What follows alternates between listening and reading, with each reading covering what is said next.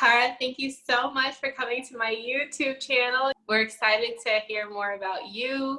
Can you tell me a little bit about yourself? What's like something unique about you that you can share with everybody? Definitely. Well, I'm happy that you asked me. Always Cool. happy to participate, Rachel.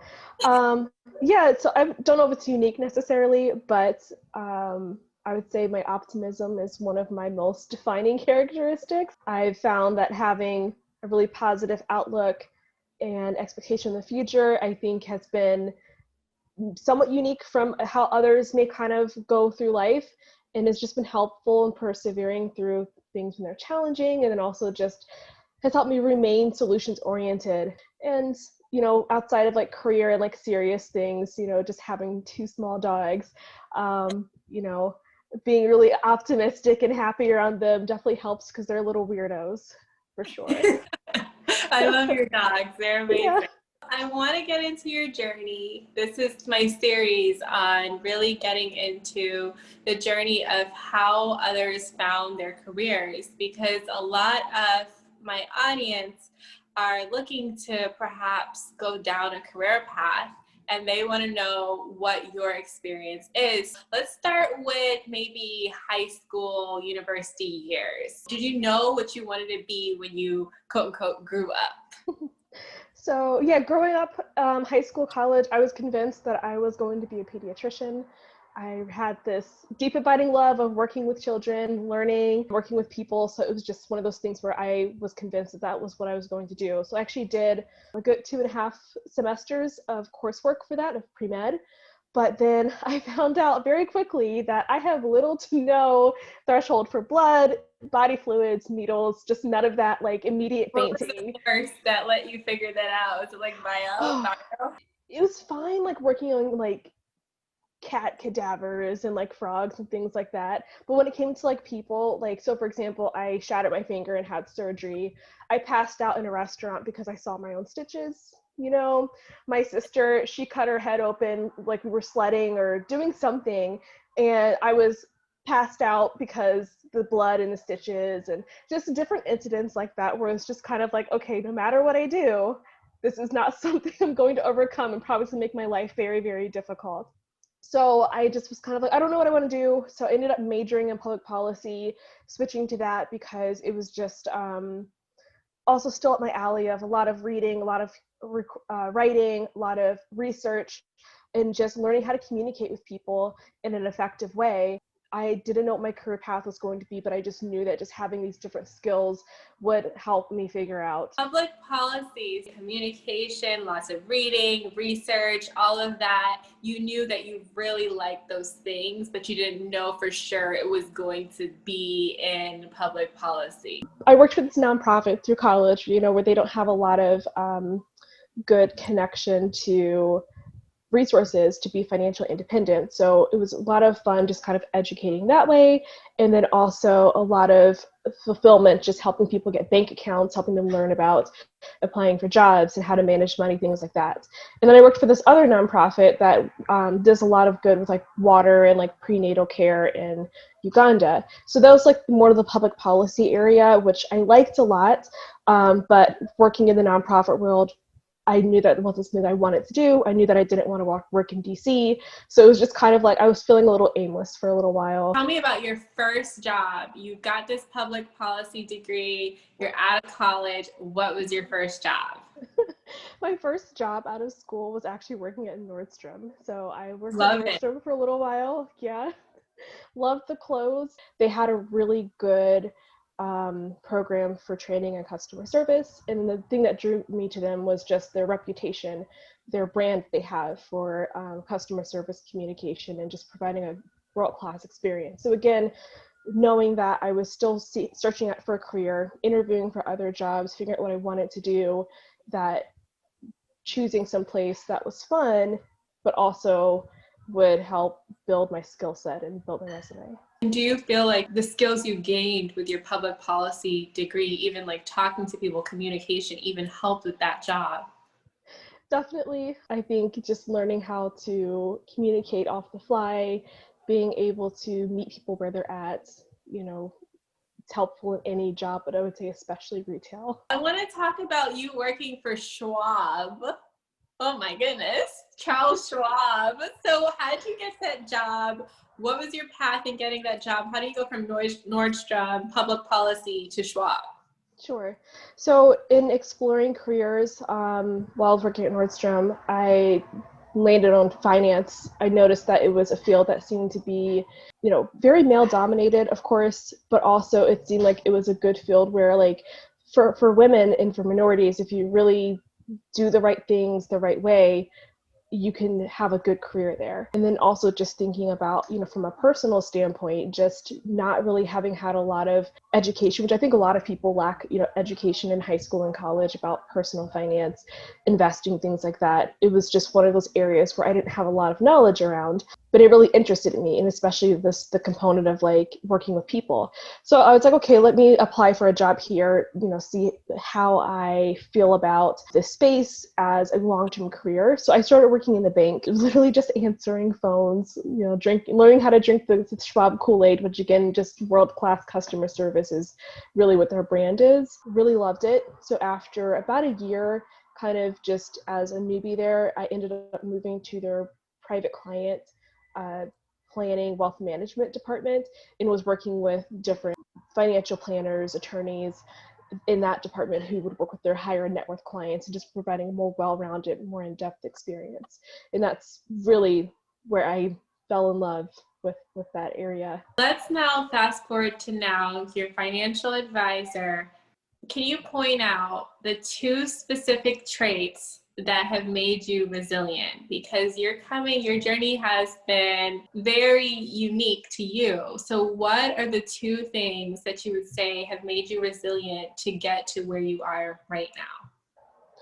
Yeah, definitely. I would say, there's 2 things. One, definitely just having, again, a sense of optimism, just really being able to push through days of hard work or moments of uncertainty, because we all have them. And I think especially working in fields where there's not a lot of people who look like you. And then the other piece is just having the humility and the ability to reach out to other people for help. Nobody is in a vacuum.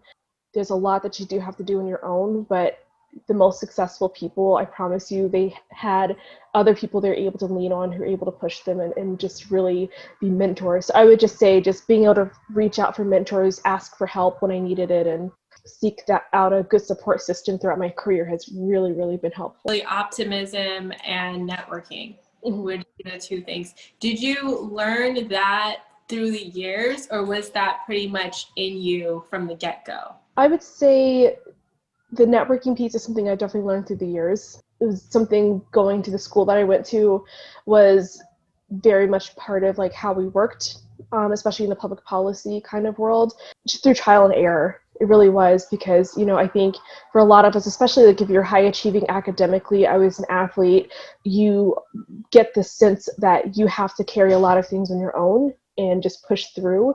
But then you learn after a while that you burn out very quickly, and you will fail more often than not if you don't kind of learn how to work a little bit smarter, which again just requires networking and working with other people. You mentioned a little bit about how women, and Black women in particular, are unique in the space that you are in. As a millennial Black woman in corporate finance, what is it like being, I guess, high ranked, right? So you are a female minority, high ranked in your current position. What is that like? Can you bring me into like the maybe two main things that stick out to you being in the position you are right now? The first thing I would say is I think it's a great career that Black women should get into.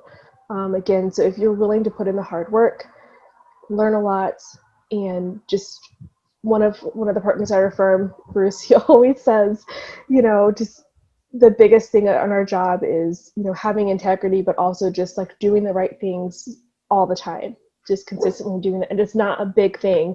It's like just little tiny things, just doing the right things. So I think for a lot of Black women, where it's, you can learn from other people who are in this industry, you can get the education and the certifications, and you can be successful in this field. People are going to learn from what you're doing and be able to like overcome, just the whole stereotype of, what it might mean to be a minority in that field. Other piece that is just interesting about being a Black female in this field is, there is some, I think, pressure that I've spoken to other Black women who are in this field, some pressure sometimes where it's like you have to perform in a certain way where you are kind of carrying, others on your back. But in a sense, that's really not the case. Yes, you have to do well and there's a lot of pressure, but again, it's a field where if you're passionate about it, you do the right things, you can be successful, you can build your brand and do that separate from, having to, be a symbol. Yeah, I can imagine, because you're one of the few, everybody who comes in is probably like looking to you. So that is like a lot of pressure. How do you navigate the pressure, but also sticking to your values and what you've learned through the years? Yeah, I would say the biggest piece is just don't go into anything with expectations. I think if you go into a client meeting with someone who is older, maybe from a certain demographic or from a certain area, it's easy to kind of get nervous and think, oh, this is not going to be great. They're going to think such and such about me. But, just not having expectations, going in with confidence as if you belong there, I think is the biggest piece. And speaking with confidence, because they're coming to me, for help with questions. They're coming to our firm with help with questions that they have that are really important for their livelihood and for their financial health, and obviously they don't know the answers. So just kind of going into these conversations with the confidence of, I know what I'm doing, I know what I'm talking about, and expectation that it's going to go well. I haven't had a bad experience with a client yet. Have not had a poor experience with a client. Sometimes there'll be some awkwardness or a little surprise if they didn't like look me up beforehand and know what to expect.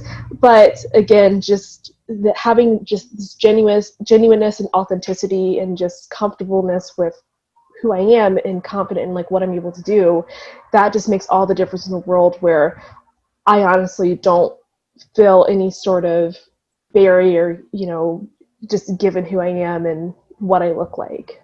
If you had to go back to and speak to that girl who just finished 2 semesters of biology, she was a bit aimless at that point, what would you say to her?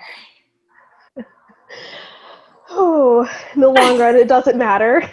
I mean, I would say just, stay positive, keep doing what you're doing. And also, I would have told myself to do a little bit more fun things for myself and, explore a little bit more while I was in school.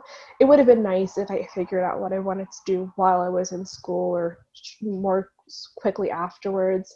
And again, in this field, I think you can advance pretty quickly after the fact, but just I think if I had the opportunity to go back and do internships within finance, get my different certifications and licensing while I was still in school, that would have made a huge difference. It's a little bit harder, I think, to kind of do those things once you do start working, but not impossible. Yeah, don't take things so seriously. I would have told myself that as well. I remember just feeling devastated that it was just like, oh, I'm not going to be a pediatrician. I wanted to do this since I was a little kid, and just feeling like, oh my gosh, I never will figure this out. And it's just not the case. Just doing the right things and moving forward, like the right thing comes across. Just like being yourself and just Yeah, and keep enjoy doing what you're doing, and it'll come to you. Yeah. Thank you so much. I appreciate it so much. This is an awesome interview, and you're going to help so many people. Thank you. Yay, I'm glad to hear.